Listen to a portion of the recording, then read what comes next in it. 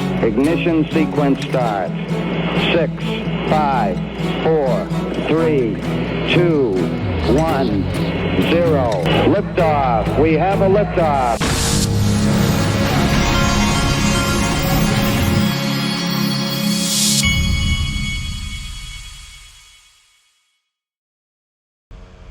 Hey everybody, this is the Digital Asset Investor, and I have been informed, first of all, it's 66 days, 13 hours, 48 minutes, 29 seconds till XRP Las Vegas.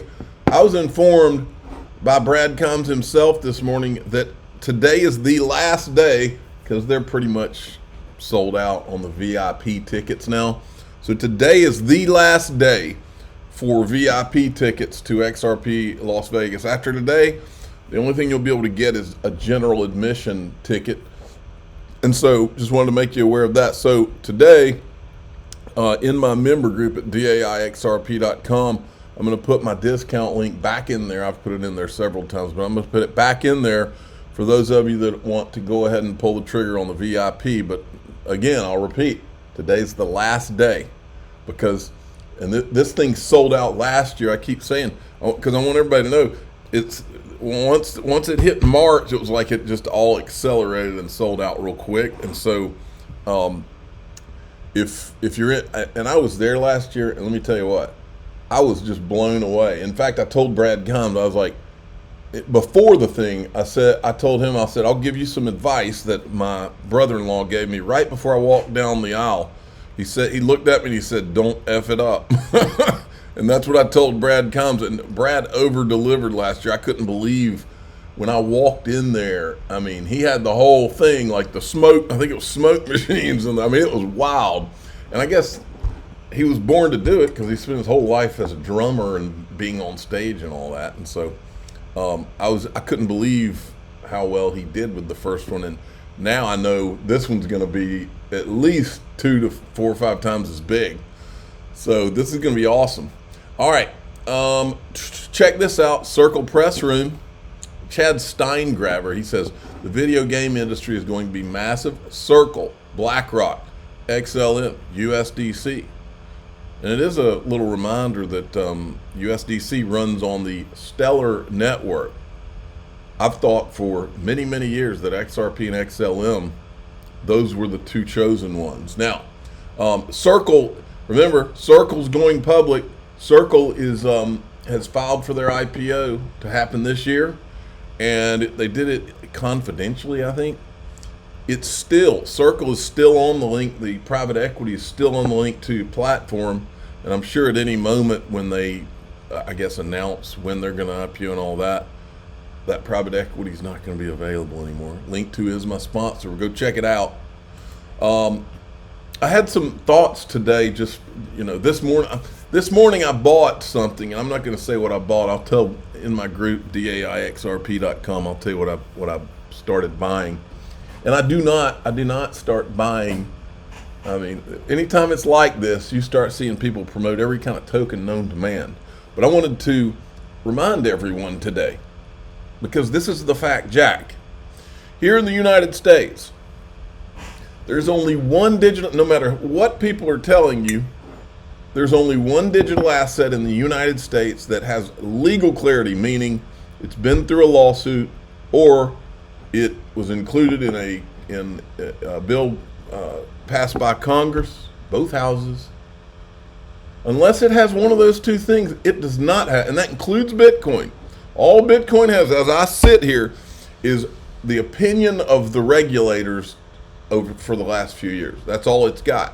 Now, are they going to say Bitcoin, now there's an ETF, and it would be, I think the whole idea was that they would give it the vague clarity, and then down the road they'd be able to say, oh, well, now there's this ETF, there's two, we have to protect investors, so we can't call it a security now. I think that was the whole game. I think that's what they're trying to do with Ethereum too. But XRP, as I sit here, is the only digital asset with legal clarity in the United States, period. And anybody that tells you, and you don't have to be an attorney to understand that. Anybody that tells you otherwise is not telling you the truth.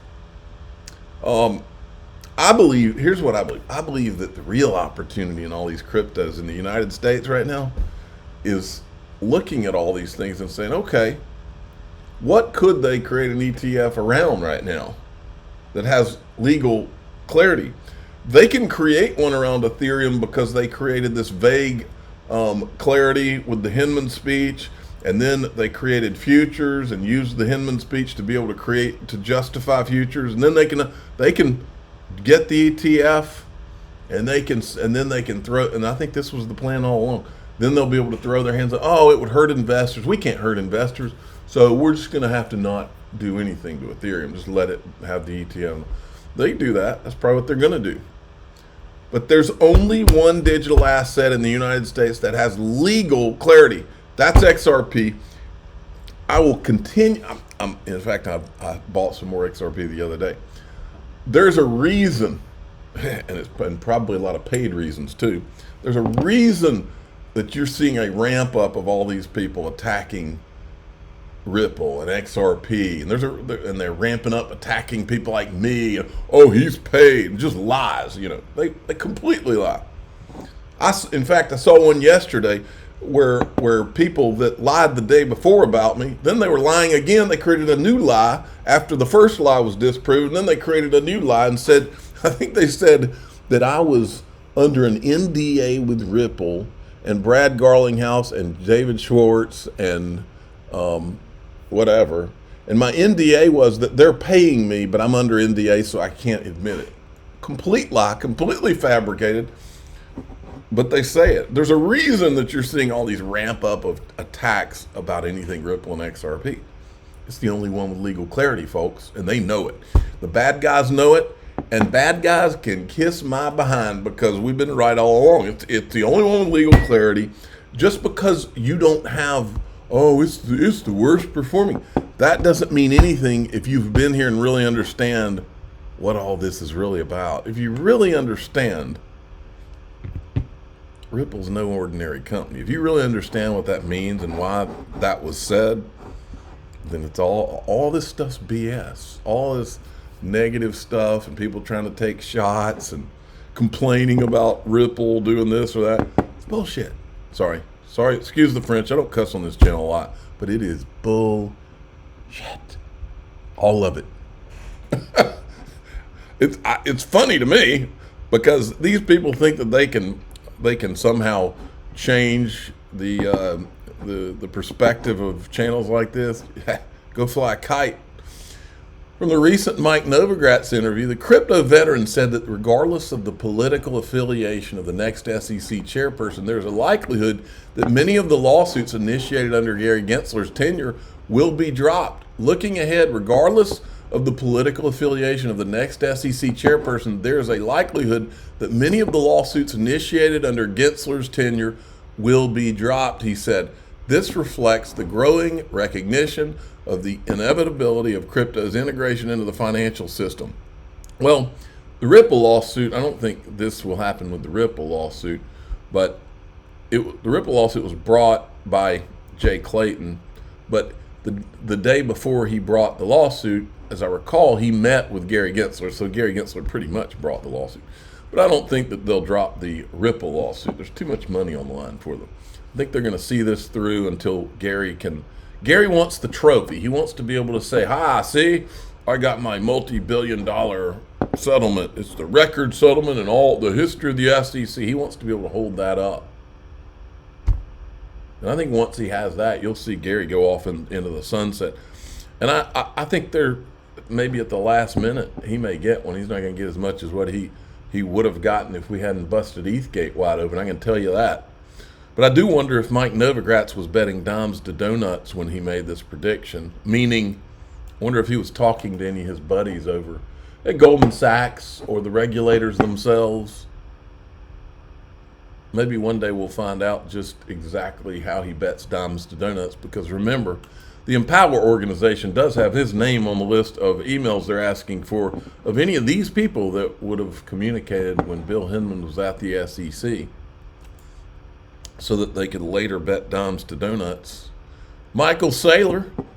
I need to come up with a nickname for Michael Saylor. He's acquired an additional 3,000 Bitcoin for $155 million. Average price of $51,813 per Bitcoin.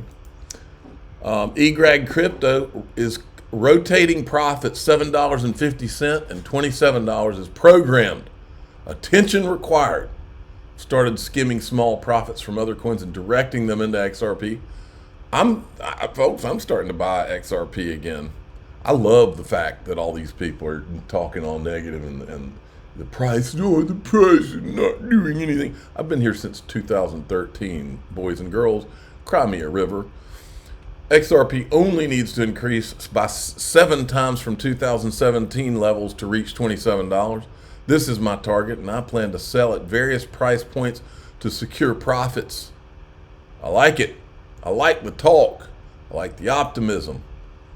Check this out. Cowboy Crypto showed this today. Good morning, everyone. Remember when Bill Hinman showed his face for the first time since the Ripple lawsuit to an event sponsored by Citadel Securities, the same Citadel funded by Sequoia Capital and Paradigm. Paradigm was co-founded by Sequoia's ex-partner Matt Huang.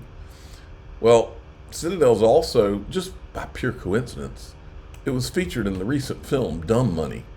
Remember when Robinhood removed the buy button, and that was okay. Remember how they had a very, I think Citadel was one of their investors, and they just removed the buy. Well, what if things don't go Wall Street's way? Just remove the buy button, so that the retail, who's basically sick and tired of being sick and tired, can't make the price go up anymore. See how this works? It has a lot. The Dumb Money movie, the GameStop thing, has a lot of parallels with what went on during ETHgate, by the way. And you should go watch the movie Dumb Money. It's an outrage, and it's not a coincidence, I don't think, that many of the same people, their same buddies, are tied to the same thing. It's not a coincidence, in my opinion, that Charles Gasparino attacks the XRP community, and he also attacks the GameStop community. He saw those two things as basically retail people sick and tired of Wall Street, and he took the side of Wall Street, even though he knew of the corruption going on. Makes you wonder how that works. Let's see here. I'm going to skip that one. I wanted to show you what Ashley Prosper was saying. Our Ripple attorney, Matthew Solomon, was not only a bomb in the Ripple case, but he's now helping the Kraken case too. Then I wanted to show you this. Griffin Anderson et al. Versus Joseph Lubin, Matt Corva, JP Morgan, and Umar Farouk, who runs JP Morgan's blockchain business, filed a motion. Lubin and company filed a motion to dismiss on 1/18/24. Plaintiffs' replies are due by 2/26/24. Oh, I would love to cover this case.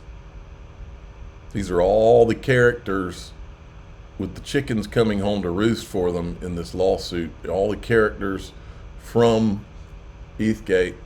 It's going to be fun to watch. Now, in DAIXRP.com, first of all, I'm going to post the discount link to XRP Las Vegas. But second, I'm going to talk to you about why part of the reason 2024, 2025 is the year. It's the year for XRP. I don't care what all the years for XRP. I don't care what these people say. I'm also going to tell you in there what I bought this morning. I'm in the market. I'm in the crypto market buying, but I'm not buying all these jackleg tokens that you're hearing everybody talk about. I never will. I'm not going to be getting into all that. And I'll tell you why I'm buying what I'm buying. I'm the digital asset investor. I'm not an investment advisor. This is for entertainment purposes only. Please subscribe, hit the like button, and tell your friends and family. Here we go.